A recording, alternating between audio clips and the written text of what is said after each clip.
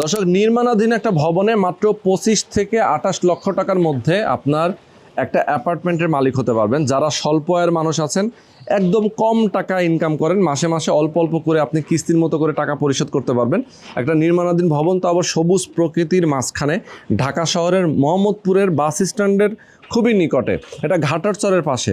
শহীদুল ভাই হচ্ছে এই জমির মালিক এবং এই বিল্ডিংটা উনি নিজে তত্ত্বাবধানে করছেন। আপনি নিজেও তো এই বিল্ডিংয়ে থাকবেন? হ্যাঁ, আমি থাকবো। আপনিও থাকবেন। আপনি তো প্রবাসে ছিলেন দীর্ঘদিন। হ্যাঁ, দীর্ঘদিন।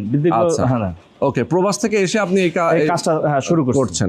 আচ্ছা, তো শহীদুল ভাই, দুইটা অ্যাপার্টমেন্টের সাইজ কত কত? 852, 772। হ্যাঁ, দুইটা দুই বেডরুমের ফ্ল্যাট। দুই বেডরুমের ফ্ল্যাট, লিফট আছে, সিঁড়ি আছে, সিঁড়ি আছে এবং সব ধরনের সুযোগ সুবিধা এখানে থাকবে। সাবমার্সিবল পাম্প সবকিছু।